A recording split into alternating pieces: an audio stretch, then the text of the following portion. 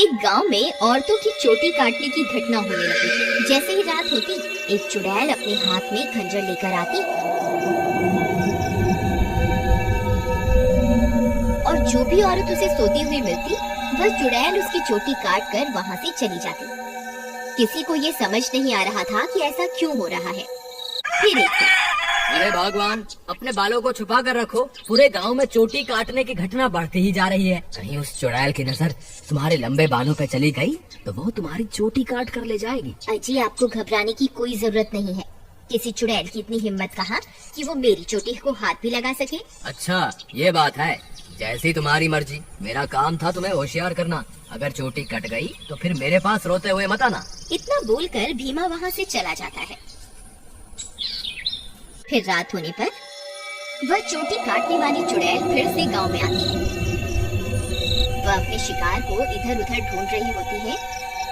तभी उसे एक घर की खिड़की से एक औरत रोती हुई दिखाई देती है। वह चुड़ैल उस घर में घुस जाती है और उस औरत की चोटी काट लेती है। जैसे ही औरत की चोटी कटती है, उसकी नींद खुल जाती है। हे भगवान, ये चुड़ैल अंदर कैसे आ गई? हाय, मेरी चोटी कहाँ गई? अरे मर गई रे, इसने तो मेरी चोटी ही काट ली। तभी वह चुड़ैल उसकी चोटी को लेकर वहाँ से उड़ जाती है। तभी वह औरत उसका पीछा करती है, लेकिन वह चुड़ैल अंधेरे में कहीं गायब हो जाती है। तभी उसका पति भी उसके पीछे पीछे वहाँ आ जाता है। क्या हुआ मीना, तुम अचानक इतनी रात को यहाँ क्यों भाग कर आ गई? देखिए ना, इस चुड़ैल ने मेरी चोटी ही काट दी और ना जाने अंधेरे में कहाँ गायब हो गई है। हे भगवान, ये क्या हो गया? तुम तो ठीक हो ना? उसने तुम्हें तो कोई नुकसान नहीं पहुँचाया ना? फिर वे दोनों उदास मन से वापस अपने घर आ जाते हैं। अगले दिन सुबह होने पर मीना की चोटी कटने की बात पूरे गांव में फैल जाती है। सब लोग उस चुड़ैल के बारे में बातें कर रहे होते हैं। फिर भीमा को अपनी पत्नी की फिक्र होती है, तो वह अपने घर की ओर चल देता है। घर पहुंचकर वह अपनी पत्नी के कमरे में जाता है तो देखता है कि उसकी पत्नी अपने बालों को संवार रही होती है। अरे सुमन, तुम्हें पता चला? कल रात को मेरे दोस्त मोहन की पत्नी की चोटी उस चुड़ैल ने काट ली। मुझे तो तुम्हारे लिए बहुत डर लग रहा है, कहीं वो चुड़ैल यहाँ ना आ जाए। अजी, हमें घबराने की कोई जरूरत नहीं। आप डरिए मत, मुझे कुछ नहीं होगा। सुमन, तुम्हारे बाल तो दिन ब दिन लंबे ही होते जा रहे हैं। पहले तो ये इतनी तेजी से नहीं बढ़ रहे थे, ये अचानक से इन्हें क्या हो गया? अजी, मैं अब अपने बालों की कुछ ज्यादा ही देखभाल कर रही हूँ ना, इसलिए। ठीक है ठीक है, तुम अपना ख्याल रखा करो। मैं अपने दोस्त मोहन से मिलकर आता हूँ।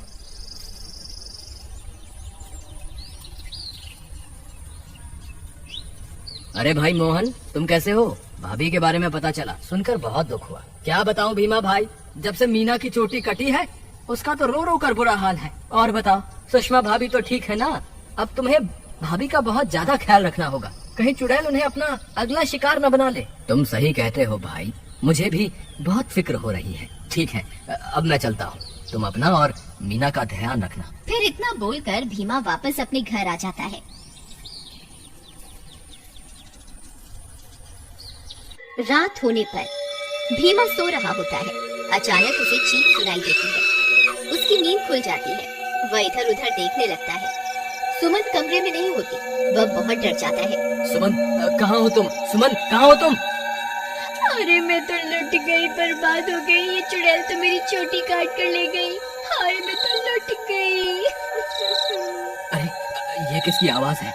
लगता है चुड़ैल ने फिर से किसी औरत पर हमला कर दिया है। मुझे बाहर जाकर देखना होगा। फिर वह भागकर बाहर जाता है और देखता है कि बाहर कुछ गांव वाले खड़े होते हैं। वह उनके पास जाता है। क्या हुआ भाई? ये चीख पुकार कैसी थी? क्या हुआ? सब ठीक तो है ना? नहीं भाई, अभी अभी चुड़ैल इस बेचारी की चोटी काटकर अंधेरे में गायब हो गई। हे भगवान, सुमन तुम कहाँ हो? मुझे वापस घर जाना चाहिए। फिर वह वापस अपने घर की ओर दौड़ पड़ता है। जब वो घर पहुंचता है तो देखता है कि सुमन अपने बालों को सहला रही होती है। वह उसे देखकर हैरान हो जाता है। सुमन, तुम कहाँ चली गई थी? तुम्हें पता है अभी चुड़ैल ने फिर से किसी की चोटी काटी। क्या तुम्हें बिल्कुल भी डर नहीं लग रहा? सुमन उसकी बातों को अनसुना कर देती है और खुशी खुशी अपने बालों को सहलाती रहती है।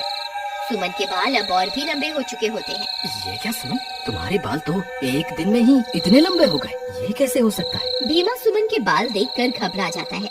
उसे समझ नहीं आता कि आखिर ये सब चल क्या रहा है। फिर अगले दिन सुमन के बालों की लंबाई की चर्चा पूरे गांव में फैल जाती है। सब लोग उसके बालों के बारे में बातें कर रहे होते हैं। अरे भाई, जब जब चुड़ैल किसी की चोटी काटती है तब तब भीमा की पत्नी के बालों की लंबाई बढ़ जाती है। मुझे तो लगता है भीमा की पत्नी ही चोटी काटने वाली चुड़ैल है। भीमा उन सारे गांव वालों की बातें सुन रहा होता है। उसे कुछ समझ नहीं आता कि वह अब क्या करे। फिर वह अपने दोस्त मोहन के पास मदद मांगने जाता है। मोहन भाई, मुझे लगता है सुमन ही चुड़ैल है जो गांव में सबकी चोटी काट रही है। तुम ऐसा क्यों कह रहे हो भाई? भाई, जब जब किसी की चोटी कटती है तब तब सुमन की बालों की लंबाई बढ़ जाती है। और कल जब चुड़ैल का हमला हुआ तब सुमन अपने बिस्तर पर भी नहीं थी, फिर अचानक पता नहीं कहां से आ गई। अगर ऐसा है तो हमें कुछ न कुछ करना होगा। तुम आज रात को सोने का नाटक करना, फिर जैसे ही भाभी घर से निकले तुम उसका पीछा करना, तब दूध का दूध और पानी का पानी हो जाएगा। मोहन भाई, तुम भी मेरे साथ मेरे घर चलो, तुम वहीं छुप जाना, फिर हम इसे रंगे हाथों पकड़ेंगे। ठीक है, चलो फिर।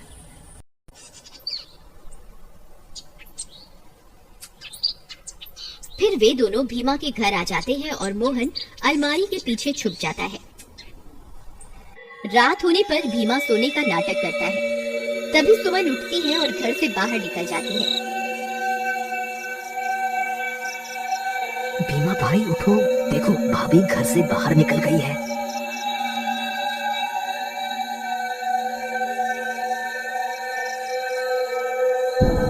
सुमन थोड़ी दूर जाते ही चुड़ैल में बदल जाती है और अपने शिकार की तलाश करने लगती है। भीमा और मोहन की आंखें फटी की फटी रह जाती हैं। भीमा भाई, तुम्हारा शक सही निकला, तुम्हारी बीवी तो चुड़ैल निकली। मोहन भाई, अब क्या करें? ये जरूर अपने शिकार की तलाश में निकली होगी। अगर हमने इसे नहीं रोका तो आज ये फिर से किसी की चोटी काट लेगी। लेकिन भीमा भाई, भाभी सबकी चोटियाँ क्यों काट रही है? मुझे क्या पता भाई, जब तू अपनी भाभी से मिलेगा तो पूछ लियो। चलो इसका पीछा करते हैं। थोड़ी दूर उसका पीछा करने पर चुड़ैल एक जगह पर रुक जाती है। फिर वह इधर उधर अपने शिकार की तलाश करने लगती है। तभी चुड़ैल की नजर एक घर पर पड़ती है और वह उस घर में घुस जाती है। वहाँ उसे एक औरत सोती हुई दिखाई देती है। भीमा भाई, भाभी तो एक घर में घुस गई, अब क्या करें? अरे बेवकूफ, ये भाभी भाभी क्या लगा रखा है? इस वक्त वो तेरी भाभी नहीं है, वो एक चुड़ैल है। चलो हम भी इसके पीछे चलते हैं। अरे वाह, इसके बाल तो बहुत लंबे हैं। आज इसे ही अपना शिकार बनाऊंगी। तभी भीमा और मोहन वहाँ पहुँच जाते हैं। रुक जाओ भाभी, मैं आपको ऐसा नहीं करने दूंगा। ए चुड़ैल, वहीं के वहीं रुक जा, नहीं तो तुझे जान से मार देंगे। देखो सुमन, तुम ये ठीक नहीं कर रही हो, तुम्हें अभी के अभी ये सब रोकना होगा। ए मूर्ख इंसान, मैं कोई तेरी सुमन नहीं हूँ, मैं एक चुड़ैल हूँ। बस मुझे थोड़ी और बालों की जरूरत है, फिर मैं महाशक्तिशाली बन जाऊंगी। फिर हर तरफ सिर्फ मेरा ही राज होगा। भीमा भाई, तुम इसे बातों में उलझाओ, मैं पीछे से जाकर इसकी चोटी काट दूंगा। फिर भीमा चुड़ैल को अपनी बातों में उलझाता है। तभी मोहन चुपके से चुड़ैल के पीछे पहुंच जाता है और उसकी चोटी काट देता है। अरे मर गई रे, ये तूने क्या कर दिया? मेरे सारे कराए पर पानी फेर दिया। चोटी कटते ही चुड़ैल की सारी शक्तियाँ खत्म हो जाती हैं और सुमन चुड़ैल के चंगुल से आजाद हो जाती है। अरे भाभी, आप वापस आ गई? मोहन भैया, आपका बहुत बहुत धन्यवाद। आपकी वजह से मुझे इस चुड़ैल से मुक्ति मिल गई। भीमा भी अपनी पत्नी को वापस पाकर खुश हो जाता है और वे दोनों फिर से एक साथ रहने लगते हैं। इस तरह गांव वालों को चोटी काटने वाली चुड़ैल से छुटकारा मिल जाता है और सब गांव वाले हंसी खुशी रहने लगते हैं।